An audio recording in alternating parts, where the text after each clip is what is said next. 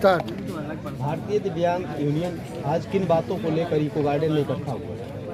देखिए, परिचय दे दूँ। नीटू कश्यप नाम है, राष्ट्रीय अध्यक्ष भारतीय दिव्यांग यूनियन। और समस्याएं तो बहुत है, आप यही देख लीजिए। जब हम लोगों को सूचना दे दिया गया कि हम लोग यहाँ धरना के लिए आए हैं, तो प्रशासन ने ज़बरदस्ती करके हमें मुख्यमंत्री जी से ना मिलने के लिए यहाँ डाल दिया। और यहाँ भी डाल दिया तो क्या हमें भूख प्यास नहीं लगती है? सरकार खाना नहीं दे सकती, पानी तो फ्री है। आप देखें, यहाँ कोई पानी का टैंक वगैरह भी है कहीं? सब भूख प्यास से व्याकुल है, कोई नहीं। उसके बाद जब ये सरकार आई थी, इन्होंने कहा था कि अगर हमारी सरकार आती है तो हम 1500 रुपया माह की आपको पेंशन देंगे। आते हुए कितने समय हो गया, पेंशन भी आई, 3000 रुपया आई। बार बार प्रस्ताव भी पास करा रहे हैं, अखबार में भी निकाल रहे हैं, हम 1500 दे रहे हैं। कह रहे हो आप खाली घोषणा क्यों कर रहे हो? जब देने की हैसियत नहीं है सरकार की, मंत्री जी की घोषणा करने की, तो फिर काहे की घोषणा कर रहे हो झूठी?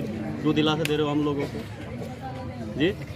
दूसरी मांग ये है, 1995 में संयुक्त राष्ट्र संघ ने हम लोगों को भी समानता में लाने के लिए एक एक्ट अधिनियम लागू किया था, जिसको भारत सरकार ने 2016 में लागू किया। अब जो लागू हो गया, कोई एक ऐसा ही क्या, एक सीईओ साहब क्या, एसएसपी साहब क्या, कमिश्नर साहब तक को भी जानकारी नहीं है कि क्या दिव्यांग एक्ट अधिनियम 2016 है और क्या इसकी धाराएं है। तीसरी मांग, उप मुख्यमंत्री जी ने, केशव प्रसाद मौर्य जी ने घोषणा की कि दिव्यांगजनों को आवास दिलाए जाए। सूची भेजी गई, किसी की अभी तक हमें यहाँ कोई सूची नहीं आई, किसी का मकान की जाँच नहीं आई। और आई भी 1% की, आपके पास गारे का मकान नहीं है, आपके पास 80 गज का प्लॉट नहीं है। भैया, आपने घोषणा कर दी और उसमें इतनी बाउंडेशन लगा दी, तो फिर क्यों घोषणा कर रहे हो आप लोग? यानी कि आप अलमारी तो आपने हमारे पास रख दी रुपया पैसे वाली, चाबी अपने पास रखे हो, तो क्या फ़ायदा होगा उस अलमारी का हमारे पास? इसके बाद जो हमारा आरक्षण है, पहले हमारी विकलांगता 7 प्रकार की थी, अब इन्होंने उसको 21 प्रकार की कर दी है। आरक्षण हमारा 3% का था, 1% बढ़ाया। आपने दिव्यांगता की जो प्रकार है वो तो आपने इतना गुना बढ़ा दिया। आपने आरक्षण को पहले हमारे लोग 4 बेरोजगार होते थे, आज हमारे 17 लोग बेरोजगार हैं। तो कहाँ क्या करें हम लोग? ये भी ये कर रहे हैं। इसके बाद आता है शादी अनुदान का। एक दिव्यांग जो वो सर्टिफिकेट वाले जो क्या बोलते हैं उसको, श्रमिक कार्ड वालों को 2 लाख रुपए तक दे रहे हैं गरीब लड़की की शादी के लिए। और जो दिव्यांग जोड़ा शादी करता है उसको 35,000 देते हैं, जिसमें 2,000 तो इनका विवाह पंजीकरण में खर्च हो जाता है। ऐसे मुश्किल से 2000 पंजीकरण में किस लिए खर्च? वो लिखा हुआ है, विवाह पंजीकरण की फीस आपको 2000 देनी पड़ेगी। वो पहले आप देते? हाँ, विवाह पंजीकरण का पहले देना होता है। ये पैसा क्या आपको उसमें मिलता है जोड़कर, या जो पैसा घटा के मिलता है? वो सब टोटल घटा के हमें 28,000 के आसपास मिलता है। अब उस 28,000 में हम घर का राशन लाए, गेट लगाए, या चारपाई डाले, बर्तन डाले, क्या डाले हम उस 28,000? इससे बढ़िया तो वो जो हाथ पैर से मजबूत श्रमिक है, मजदूर है, इससे बढ़िया तो वही सही है। 2 लाख मिल रहे हैं उनको। राजस्थान सरकार ने 5 लाख किया हुआ है। तो सरकार, मानता हूँ सरकार बहुत कुछ दे रही है, लेकिन ये सिर्फ कागजी कार्रवाई में है, दरअसल में कुछ नहीं। बातों को लेकर किसी अधिकारी से बात हुई आपकी आज तक? आप कहाँ जा चुके? यहीं हम तीसरी बार आ चुके हैं। OSD साहब से 2 बार मुलाकात हो चुकी है। माननीय मुख्यमंत्री जी के हाथ भी लिखित में गया है यह पत्र, सूचना भी आई है, लेकिन वे लोग आख्या लगा के फिर वापस भेज देते हैं। अब उन्हीं की आख्या को सच माना जाता है, हमारी बातों को थोड़ा सच माना जाता है। बताइए, अधिकारी लोग जो लिखेंगे वो तो ये मानेंगे। अब हम लोग हर बार परेशान होकर आते हैं, एक दिन क्या होगा, हम लोग नहीं आएंगे, इन्हें सोचते टेंशन गई, समस्या नहीं। अब ये हाँ, एक चीज़ तो बहुत बढ़िया करते हैं, ये उपकरण वितरण करते हैं हर माह, हर तीसरे माह, हर छठे माह। उसमें क्या होता है, हमने जो जांच पड़ताल की, 25,000 रुपये की बैटरी वाली मोटराइज ट्राइसिकल आती है, और ये उसको 50,000 की सब्सिडी लगाकर हमें वितरण देती है।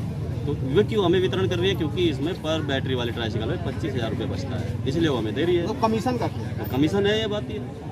इसलिए हमें ये बैटरी वाली ट्राइसिकल उपकरण दे रही है। जो हमें चाहिए वो तो दो। आप हमें एक बात बताइए, किसान किसे कहते हैं? जिसके नाम का 1 बीघा ज़मीन, 2 बीघा, 20 बीघा, 50 बीघा ज़मीन है, उसे तो किसान कहेंगे। उसके लिए तो बिजली का बिल फ्री कर रहे हैं, और हमारे लिए 28% और बढ़ा दिया है बिजली का बिल, बढ़ोतरी कर दी है 28% की। क्या करें भाई? हमारी पेंशन चलो आपने 500 से 1000 कर दी, लेकिन सिलेंडर भी तो आपने 1150 का कर दिया। तो 150 रुपया हम क्या बैंक से लोन ले या किसी से भीख मांगे? हम 1 दिसंबर 2021 से पहले हम 500 रुपया महीना पाते थे। कितने दिन से? 1 दिसंबर 2021। इसके पहले कितने दिन से? जब ये सरकार आई, जब सिलेंडर 450 का था तब कितना पाते थे? 300 रुपया। 300 रुपया। सिलेंडर कितना हुआ? 150 रुपया। फिर वही निकल के आ रहा है, आप भी देख लीजिए। 150 रुपया कर्ज बढ़ता जा रहा है हमारे ऊपर। और दूसरा, हम बैंक में लोन लेने के जाए कहाँ से कमा के दोगे आप? सरकार गारंटी नहीं ले रही है। हमारे पास दुकान होते हुए भी 2 गारंटर दीजिए, गारंटर बोलते हैं अगर इसने ना भरे मैं कहाँ से भरूँगा। वहाँ भी हम फैले भाई, हम बहुत ज़्यादा दिक्कत में हैं। आप लोगों के माध्यम से भी हम अपील करते हैं, हमारी मांग पहुँचाइए। देखिए कहीं भी SC/ST एक्ट लगा, मान के चलो हमारा एक्ट अधिनियम 2016 भी तो ऐसे भी तो लागू करिए आप, जब आपने घोषणा की है। संशोधन तो कर दिए इसमें, कभी हम ही फंसा दे कल उल्टा। इसमें 3 संशोधन हो चुके हैं, 17 का हो चुका है, 18 हो चुका है, 16 का हो चुका है। बताइए क्या करें। इसके बाद आता है हाईवे में, ये बहुत हाईवे का निर्माण कर रहे हैं, ऊंचे ऊंचे पुल बना रहे हैं। बैटरी वाली वो हाथों वाली जो हमारी ट्राईसाइकिल है, कहाँ तक चढ़ाएगा विकलांग, उसको चढ़ाएगा। एक बार भी उसका बैलेंस, सांस खुल जाए वो पीछे हटता है, पलट जाता है, एक्सीडेंट हो जाता है। बहुत ऐसे दिखाऊंगा जो ऐसे ही हुए, हाईवे पर चढ़ने के कारण एक्सीडेंट हुए हम लोग। तो अगर आप हाईवे बना दिए सरकार ने, आप बिजनेसमैनों के लिए सोच रहे हैं, तो हम लोगों के लिए कम से कम बैटरी वाली ट्राईसाइकिल ही दे दीजिए। राजस्थान सरकार में तो इनको एक्टिवा मिलता है वहाँ। बहुत मुद्दे हैं मेरे भाई ऐसे। इसके बाद ठेका पार्किंग है रेलवे स्टेशन पे, रोडवेज स्टेशन पे। हमने बोला है जब आप सीट आरक्षित करते हो, क्या ठेका पार्किंग हमें नहीं दे सकते आप? हमारे दिव्यांग भाई बैठ के पर्ची काट लेगा। शौचालय में हमने नॉर्मल आदमियों को बैठा रखा है, वहाँ में बैठाइए, आप पर्ची काट लेंगे। बैकलॉग भर्ती आरक्षण इन्होंने हमें कह दिया कि आरक्षण आपका ये 4% कर दिया। उस आरक्षण का फायदा क्या है? जो बैकलॉग भर्ती पिछली चालू नहीं हुई है, हमारे पहले पद नहीं भरे गए, एक बार की कैसी किसी प्रकार की भर्ती कैंसिल। क्या करें इन लोग, हम कोई अलग से हमारी मांग नहीं है कि हम इतनी ज़्यादा इन पे मांगे लगा रहे हैं, पूरी नहीं कर रहे हैं। ये इनकी घोषणा की जा चुकी है हम लोगों के लिए। और देखिए जब घोषणा की है और हमने वोट दिए है तो हमारा तो अधिकार है, हम तो लेना आएंगे। चुनावी वादे थे, कुर्सी पा गए और किया। हम कह रहे हैं कि इन्होंने घोषणा की है मुख्यमंत्री जी ने मकान दिलाया जाए, कोई अधिकारी आया नहीं कि मकान दिलाया जाए। क्या है तुम्हारे तो ईंटें लगी हुई है। ज्ञान प्रताप शर्मा नंदवंशी, मैं भारतीय दिव्यांग यूनियन का प्रदेश अध्यक्ष हूँ जी। आज हम लोग इस इको गार्डन में अपनी मजबूरी बस यहाँ पे इकट्ठा हुए हैं। हम लोगों को कोई शौक़ नहीं है। अगर हमारे मांगों को लेकर के अभी पिछले साल में 2022 में भी हम लोग यहाँ पे इकट्ठा हुए थे और 3 दिन यहाँ पे हम लोग रुके रहे। माननीय मुख्यमंत्री यहाँ हम लोगों को काफ़ी जद्दोजहद करते हुए हम लोगों को मतलब मौका मिला। काफ़ी इधर इको गार्डन से वहाँ ले गए, 4 बार स्टेशन डाल दिए, स्टेशन से फिर यहाँ डाल दिए। होते करते हम लोग 3 दिन यहाँ रुके और हमारी मांग पत्र को उन्होंने जो है ले लिया। और उसके बाद आज तक 2016 अधिनियम एक्ट जो है जिसमें हमारे दिव्यांग भाई बहनों के सभी हक अधिकार में शामिल हैं, लेकिन उनको क्यों नहीं लगाया जा रहा? अच्छा, उन बातों को छोड़िए, ये बताइए कि अगर आपकी मांगें नहीं मानी जाती जी फिर आपका अगला कदम क्या होगा? अगला कदम सर ये होगा कि हम लोग अनिश्चितकाल धरना में बैठेंगे सर। धरने पे बैठेंगे जब तक जो हमारी मांगे पूरी नहीं होगी। हम लोग घर में बैठ क्या करें? घर में भी बैठते हैं सर, हम लोग तो दिव्यांग हैं। वैसे भी बैठना सर, रोटी जो हम लोग जो है रोटी पानी व्यवस्था, इतना बड़ा शहर है, हम लोग किसी से कैसे मांग जांच करके तो खाएंगे, भूखे तो नहीं रह पाएंगे। और ये जो है जब तक नहीं हमारी मांगे पूरी होंगी तो हम घर कैसे जाएंगे? घर तो नहीं जाएंगे। बड़े मंचों से नेता कहते हैं कि हमने विकलांग को दिव्यांग बना दिया। दिव्यांग का सर जो माननीय नरेंद्र मोदी जी जो हमारे यहाँ के देश के प्रधानमंत्री हैं, उन्होंने दिव्यांग का शब्द रखा तो बहुत सुंदर है, लेकिन उसके साथ में हम लोग दिव्यांगता के अंदर जो हमारे देख रहे हो, दिव्य ज्योति देख रहे हो, तो क्या देख रहे हो? ये जो लुढ़क रहे हैं, घिसल रहे हैं, फिसल रहे हैं, उनको आवास नहीं है, उनके पास आयुष्मान कार्ड नहीं है, उनके पास गैस सिलेंडर भरवाने के पैसे नहीं है, उनके पास राशन लाने के तेल मसाले के पैसे नहीं है। 1000 रुपया में क्या होता है सर? कुछ नहीं होता है। तो ऐसे दिव्यांग हम लोग विकलांग ही थे, विकलांग ही रहने दो, क्यों दिव्यांग कह रहे हो? ये गलत है, मजाक बनाया जा रहा है। हमारे लोग हंसी मजाक उड़ाई जा रही।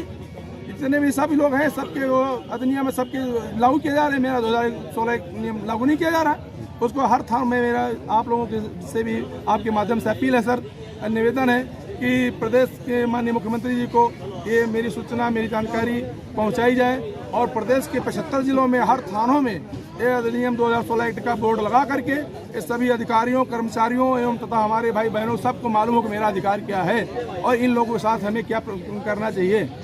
सर इसके लिए जो है आपको बहुत बहुत धन्यवाद सर। मेरी अपील सरकार को पहुँचाइए। नमस्कार करता हूँ मीडिया बंधुओं को। सर मैं योगी आदित्यनाथ जी से एक बात पूछना चाहता हूँ। सर जो आवास आपने देने की घोषणा करी थी मुख्यमंत्री केशव प्रसाद मौर्य जी ने, तो क्या सर वो आवास विकलांगों को नहीं मिल गया और सही वालों को मिलेंगे? सर जिस कंडीशन में हम चलते हैं, हमने पढ़ाई भी कर रखी है, तो हमें रोज़गार मिलना चाहिए कि नहीं चाहिए? हमने बीएड भी कर रखा है, बीएड करने के बाद भी हम बेरोजगार हैं और आवास के लिए हम लेके अपने ग्राम प्रधान से, बीडीओ से और जो भी अधिकारी हैं, आला अधिकारियों से करते तो वो सीधे हमसे ये कहते हैं कि तुम शादी कर लिए नहीं कर ली, आप खुद ही बताइए। मैं आपसे पूछना चाहता हूँ कि हम शादी पहले करें या अपना घर बसाने की प्रक्रिया पहले करें या अपने रोजगार पाने की प्रक्रिया पहले करें। तो हमें हाथ जोड़कर मैं यही कहना चाहता हूँ कि हमें रोजगार दिया जाए और हमें आवास दिया जाए। हमारे माँ बाप के लिए हम कुछ उम्मीद है, अगर हम अपने माँ बाप की उम्मीद पूरी नहीं कर पाएंगे तो हम क्या करें। इस कंडीशन में हम चलते हैं। मैं योगी जी से ये कहना चाहता हूँ कि योगी जी आप चप्पल निकाल के पैरों से और इस सड़क पर चल के दिखाइए और दिव्यांग के दर्द को जब समझ के देखिए कि कैसे बीजती है उनके पैरों में जब छिलते हैं और जब वो सीढ़ियों पर चलते हैं, गर्मियों में चलते हैं। सर मैं बहुत ही शर्मिंदा हूँ। मैं कई फिर जा चुका हूँ अधिकारियों, कोई अधिकारी हमारी बात सुनने के लिए तैयार नहीं। इको गार्डन में जो धरना दिया जा रहा है, इसको लेकर क्या बताना चाह रहे हैं? इको गार्डन में धरना इसलिए दिया जा रहा है हमारी 14 सूत्री मांग को लेकर। माननीय मुख्यमंत्री जी, हम लोगों ने पिछले वर्ष धरना दिया था तो हम लोगों से बोले थे कि 3 महीने का टाइम दें। उसमें 3 महीने टाइम, ठीक है, आवाज़ आ रही है। 3 महीने का टाइम मांगा गया था हमारी पेंशन बढ़ोतरी संबंधित में। पेंशन हमारी अभी तक बढ़ाई नहीं गई। 1 साल सरकार दोबारा बनते हुए 1 साल हो चुके हैं और 2016 एक्ट अधिनियम बोर्ड के द्वारा प्रचार प्रसारित नहीं किया जा रहा है। काफ़ी समय से हम दिव्यांगजन मांग कर रहे हैं, फिर भी हम लोगों की कोई सुनवाई नहीं की जा रही है। अगर ये मांगे नहीं मानी जाएंगी तो अगला कदम क्या होगा? हम लोग माननीय मुख्यमंत्री से दोबारा हम अपना ज्ञापन सौंपने के लिए हम लोग पैदल मार्च कर रहे हैं। इस समय आप लोगों की कितनी संख्या यहाँ उपस्थित है? विभिन्न जिलों से लगभग आए हैं, लगभग 2000 के करीब लोग हैं, सभी दिव्यांग। अब ये लोग कहाँ पर, कहीं यहीं पर रहेंगे, कहीं कूच करेंगे? कूच करना है, मुख्यमंत्री जी से मुलाकात करनी। पूरी हो, भारत माता के, भारत माता के, दिव्यांग यूनियन जिंदाबाद, दिव्यांग यूनियन जिंदाबाद, दिव्यांग यूनियन जिंदाबाद, दिव्यांग यूनियन जिंदाबाद।